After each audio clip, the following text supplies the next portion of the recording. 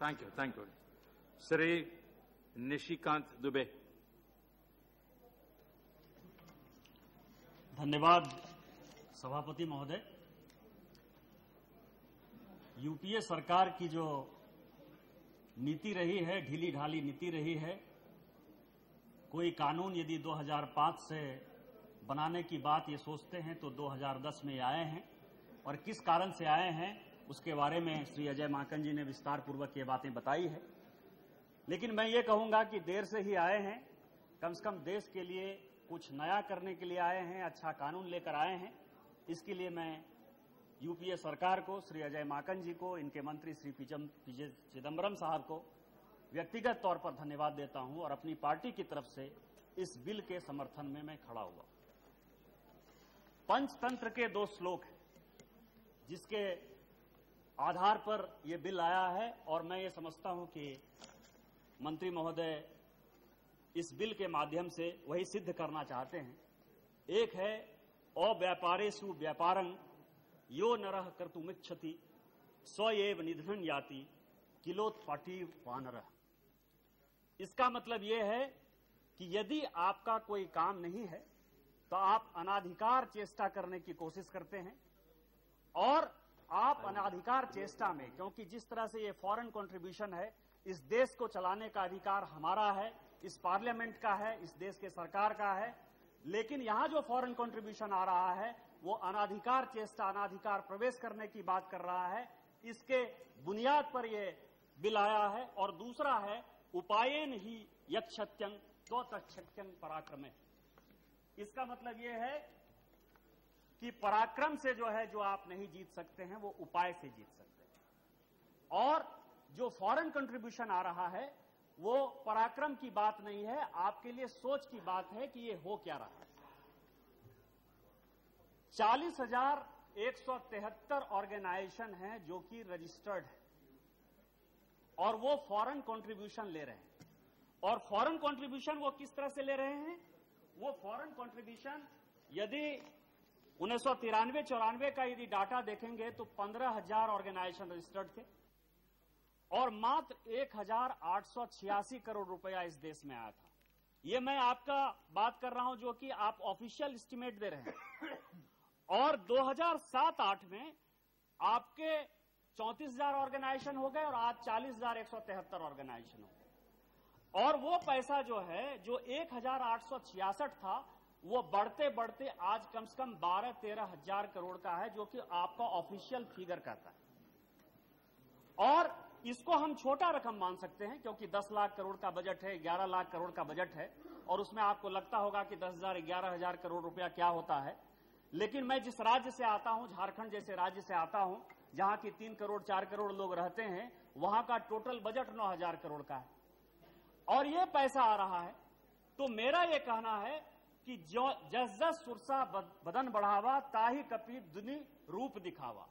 ये रामायण की चौपाई है कि ज्यों ज्यों समय बीत रहा है, आप जिस तरह के उपाय ला रहे हैं, जिस तरह से आप रोकने की कोशिश कर रहे हैं, आपका जो ये रेशियो है वो बढ़ता जा रहा है। और इससे भी ज्यादा अलार्मिंग है, एक अमेरिका की रिपोर्ट है, वो ये कहती है कि the report also quoted RBI estimate that 42.6 billion, ये कह रहा है, आरबीआई का रिपोर्ट कह रहा है कि 42-43 billion worth remittance were sent through legal formal channels in 2007-2008। इसका मतलब यह है कि आज ये संख्या 50 बिलियन के आसपास है। The report further quoted Indian estimates and said that fund transferred through the hawala market were equal to between 30 to 40%। मतलब 50 बिलियन ये है, और 25 बिलियन को यदि और जोड़ लीजिए तो 75 बिलियन जो है ये आपका रेमिटेंस है। ये आरबीआई की रिपोर्ट कहती है। इसका मतलब क्या है? इसका मतलब यह है कि जितना हमारा एक्सपेंडिचर है, जितना बजट है, जितना हम बढ़ाने की बात करते हैं, 2 लाख 2.5 लाख करोड़ रुपया यहां आ रहा है। इस बिल में आपने उसको रोकने का क्या प्रयास किया है? दूसरा सवाल यह है कि हवाला इतना बड़ा ट्रांजैक्शन है, हवाला से इतना बड़ा डेवलपमेंट हो रहा है, उसको रोकने के लिए आपने क्या किया है? इसीलिए यह बिल कहीं न कहीं मैं ये समझता हूं कि भटकाव लिए हुए। दूसरा सवाल यह है कि इसमें कुछ चीजें हैं जो कि आपने नहीं मानी है और कुछ चीजों पर मेरा ये है। एक इसमें जो स्कॉलरशिप और स्टाइपेंड का है, और इस पर मैं विशेष तौर पर प्रकाश डालना चाहूंगा क्योंकि आपके होम मिनिस्ट्री ने कहा है कि we are not providing anything in the bill, और उसमें आपने कहा जाता है कि बुरा जो देखन मैं चला, बुरा न मिलिया कोई, जो दिन खोजा आपना मुझसा बुरा न कोई। तो इसीलिए दूसरों को, इस बिल में मैं दूसरों को उंगली उठाने के पहले मैं अपने आप पर उंगली उठाने की बात करता हूं। स्कॉलरशिप और स्टाइपेंड किसको मिल रहा है? सबसे पहला सवाल है, हमारे जैसे जो पॉलिटिशियन हैं जो यहां आ गए हैं, चाहे गरीबी से आ गए हों चाहे अमीरी से आ गए हों, हमारे बच्चे कहां पढ़ते हैं? क्या किसी गरीब को आज तक स्कॉलरशिप या स्टाइपेंड मिला है? आपने इस बिल में उसको रोकने के लिए कोई प्रयास किया है? क्या कोई ब्यूरोक्रेट जो है उसके बच्चे कहां पढ़ते हैं, इसके बारे में आपका सर्वे है? उनको कहां से स्टाइपेंड मिल रहा है, उनको कहां से स्कॉलरशिप मिल रहा है? जिस जज की बात आप कर रहे हैं उस जज के बच्चे कहां पढ़ रहे हैं? और जो जर्नलिस्ट की बात कर रहे हैं, आपने इस बिल में उनको रोकने की कोशिश की है, लेकिन आपने जो उनको रास्ता तलाशने की कोशिश की है वो रास्ता स्टाइपेंड और स्कॉलरशिप है। आप इसका जवाब दे सकते हैं कि कितने ऐसे पॉलिटिशियन हैं जिनके बच्चे, जिनके भाई, जिनके रिश्तेदार स्टाइपेंड और स्कॉलरशिप पर पढ़ रहे हैं? कितने ऐसे ब्यूरोक्रेट हैं जिनके बच्चे स्टाइपेंड और स्कॉलरशिप पर पढ़ रहे हैं?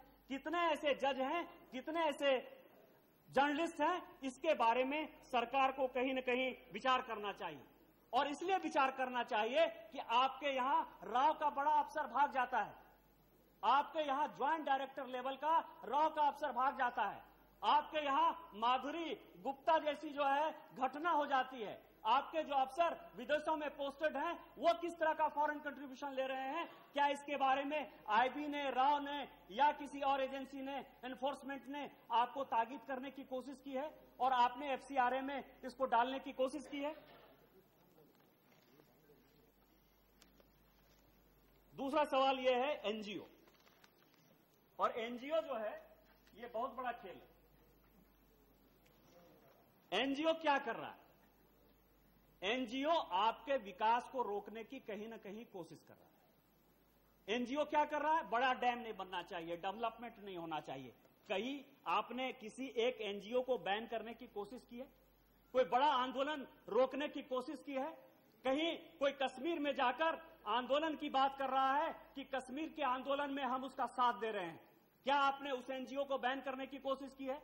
कोई नर्मदा सागर डैम बंद करने की बात कर रही है, और एनजीओ क्या कर रहा है? कोई बचपन आजादी आंदोलन चल रहा है, कोई आजादी आंदोलन चल रहा है।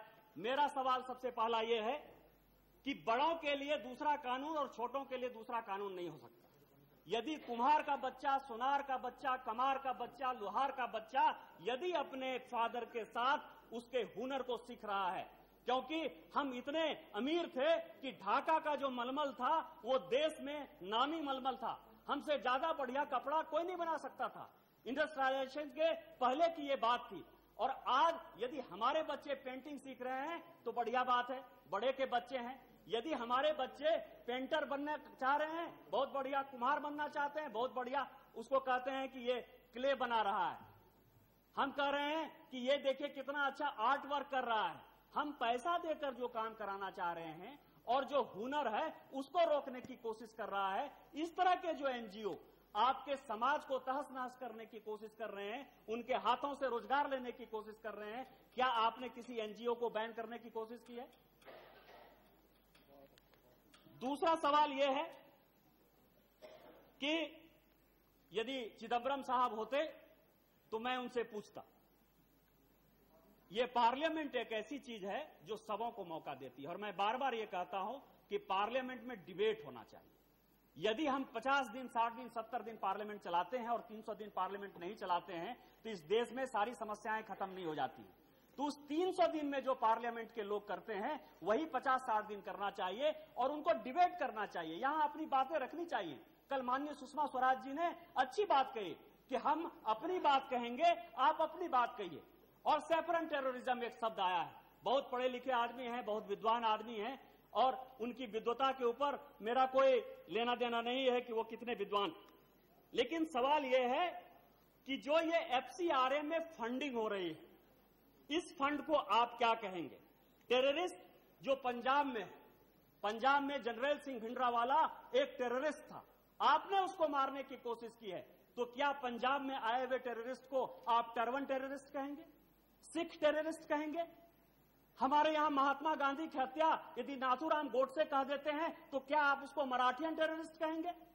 यदि इंदिरा गांधी की हत्या सिख ने कर दी तो सिख टेररिस्ट सबको टेररिस्ट आप कह देंगे? यदि राजीव गांधी की हत्या तमिल कर देते हैं, लिट्टे कर देते हैं, तो सारे तमिलनाडु वालों को आप तमिल टेररिस्ट कह देंगे? सैफरन एक कलर है, शक्ति का प्रतीक है, भारतीय सभ्यता और संस्कृति का रक्षक रहा है। आपने किस आधार पर सैफरन टेररिस्ट कहा? इसका जवाब चिदम्बरम साहब को देना चाहिए। जम्मू कश्मीर में जो जिहादी हो रहा है, जो एफसीआरए हो रहा है, व्यापार के नाम पर जो फंड आ रहा है, उसको रोकने के लिए एफसीआरए ने क्या किया? क्या सारे जम्मू कश्मीर के लोगों को आप मुस्लिम टेररिस्ट कह देंगे? क्या इस देश में आप कलर के नाम पर ग्रीन टेररिस्ट, रेड टेररिस्ट, जो नक्सलवादी आ रहे हैं जो इस देश में हो रहा है, क्या आप उसको रेड टेररिस्ट कह देंगे? नॉर्थ ईस्ट में पूरा का पूरा कन्वर्सन हो चुका है। जो आप मोइबा से बात कर रहे हैं, पूरी जो सारी चीजें हो रही हैं, क्या उसको व्हाइट टेररिस्ट कर देंगे क्योंकि सारे क्रिश्चियन हैं, उसको क्रिश्चियन टेररिस्ट कह देंगे?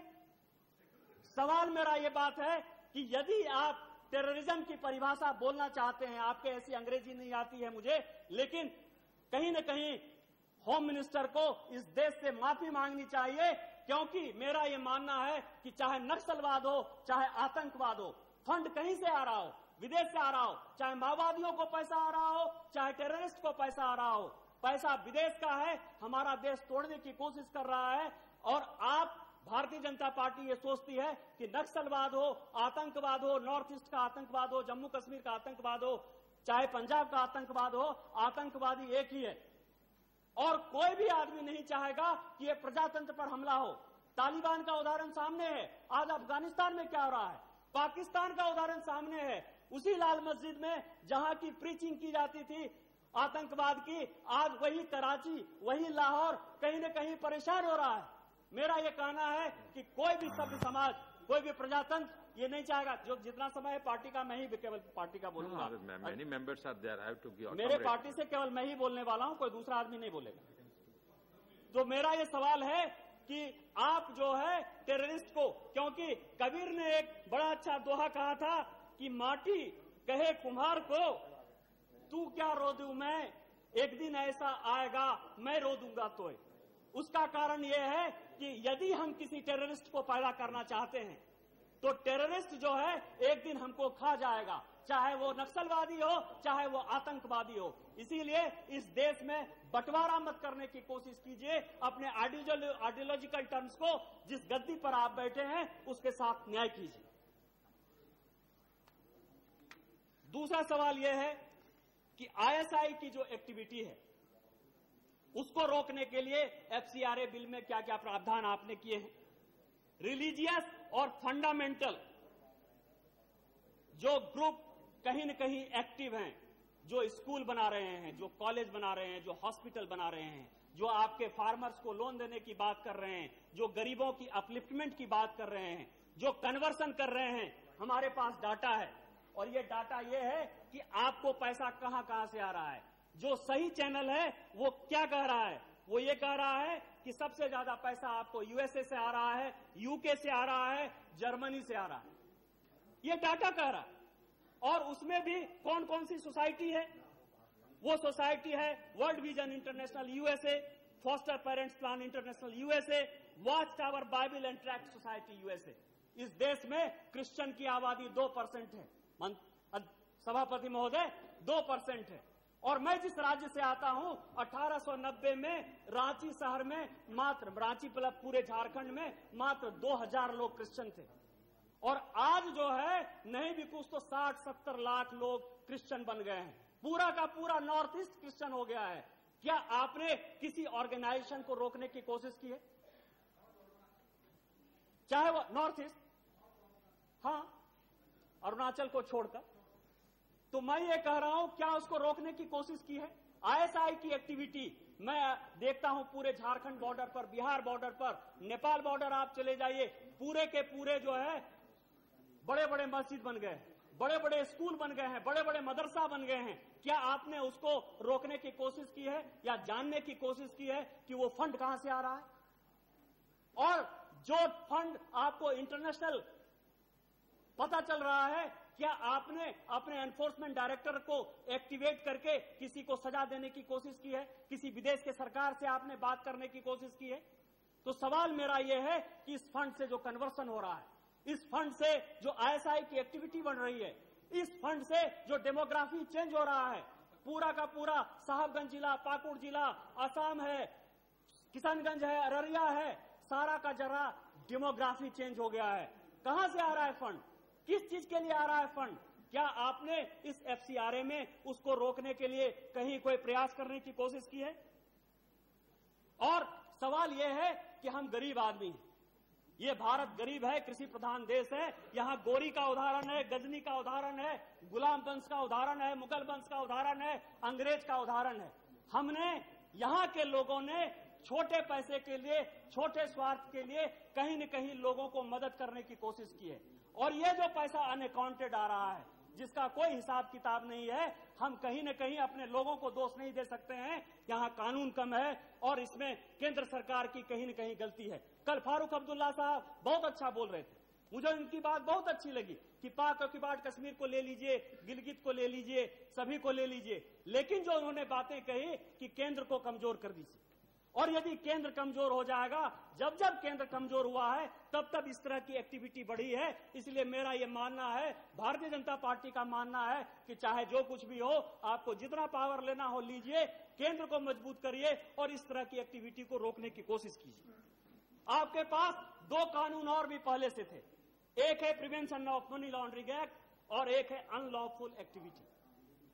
मेरा यह मानना है कि prevention of money laundering act के लागू होने के बाद, क्योंकि prevention of money laundering act में 1000 ऑर्गेनाइजेशन आपने एक्टिव कर रखे हैं,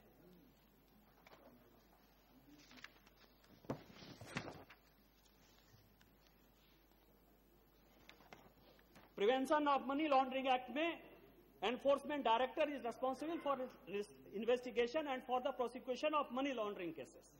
और इसमें कौन है? सेंट्रल इंटेलिजेंस इकोनॉमिक ब्यूरो, जो नेशनल सिक्योरिटी काउंसिल से करता है, intelligence bureau, ministry of home affairs, central board of direct taxes, AML, CFT, custom excise, narcotics control bureau, central bureau of investigation.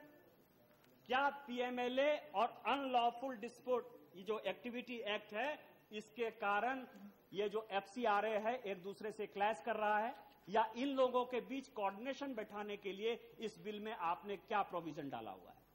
दूसरा सवाल यह है कि आप अलग अलग जो कानून बना रहे हैं, एफसीआरए का कानून बना रहे हैं, अनलॉफुल डिस्प्यूट एक्टिविटी का बना रहे हैं, आप पीएमएलए ला रहे हैं, और टाडा का कानून जो आप हटा दिए, आपने पोटा का कानून जो हटा दिया, और जब आप सेफरन टेररिज्म की बात करते हैं तो आपको कहीं न कहीं मकोका लगाने की बात होती है। तो जब आपको पता है कि इस टेरर के लिए, इस फंडिंग के लिए एक मजबूत कानून की आवश्यकता है, तो क्या होम मिनिस्ट्री जो है कहीं न कहीं कोई मजबूत कानून लाने की बात कर रहा है?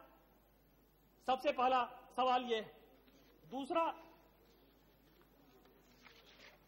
एक यूएस की रिपोर्ट है और यूएस की रिपोर्ट यह कहती है कि हम जो है फॉरेन कंट्रीब्यूशन एक्ट जो ला रहे हैं उसमें कुछ उनकी एक्टिविटियों को रोकने, ये यूएस डिपार्टमेंट ऑफ स्टेट का जो है मेरे पास एक रिपोर्ट है 2008-9 का, और वो एफसीआरए कानून से डरे हुए, वो पीएमएलए ने का जो आपने कानून बनाया उससे डरे हुए हैं, वो एफटीए में आपको शामिल कराने की बात कर रहे हैं। तो क्या यूएस जो एफटीए में आपको शामिल कराने की बात कर रहा है, क्या उसके लिए कहीं न कहीं होम मंत्रालय जो है इसके लिए बातचीत कर रहा है या चीजें कर रहा है? मेरा सवाल यह है कि ये कानून आप लेकर आए हैं, भारतीय जनता पार्टी इसको मदद करती है और हम देश को बनाने के लिए आए हैं, इस पार्लियामेंट में आए हैं। इस पार्लियामेंट ने हमारे ऊपर एक जिम्मेवारी दी है, एक मंत्र है कि हम सहना भवतु सहना भुनक्तु सह वीर्यं करवावहै तेजस्विना मदीत वस्तु मां विद्विषावहै।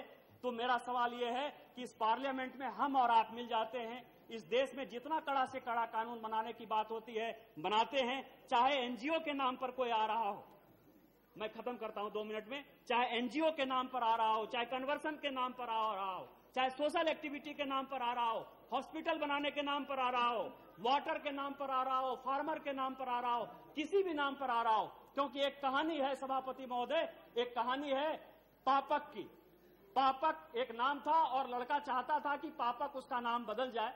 तो वो जब रोड पर निकलता है तो उसको एक जीवक मिल जाता है जिसकी लाश नजर आती है, तो उसको लगता है कि जीवक मर सकता है। जब वो और आगे बढ़ता है तो एक धनवती नाम की महिला है जिसको कोई सेठ पीटता हुआ नजर आता है, तो कहता है धनवती को जो है सेठ पीट रहा है। और जब उसके आगे वो बढ़ता है तो उसको एक पंथक नाम का आदमी मिल जाता है जो उससे रास्ता पूछता है। तो पापक को यह लगता है कि जब जीवक मर सकता है, जब धनपति गरीब हो सकती है, जब पंथक रास्ता भटक सकता है, तो इन नामों से आए हुए जितने भी ऑर्गेनाइजेशन हैं जो एफसीआरए के नाम पर कंट्रीब्यूशन ले रहे हैं, जो इस देश को तोड़ने की बात कर रहे हैं, आप कानून लाइए। और पंडित का एक श्लोक है, क्योंकि ये आधा अधूरा कानून है, सर्वनाशे समुत्पन्ने अर्ध त्यजति पांडिता। क्योंकि सर्वनाश हो रहा था, उसमें आपने कुछ बचाने की कोशिश की है, तो आधा त्यागते हुए हम इस बिल का समर्थन करते हैं। इन्हीं शब्दों के साथ जय हिंद, जय भारत। Shri PT Thomas.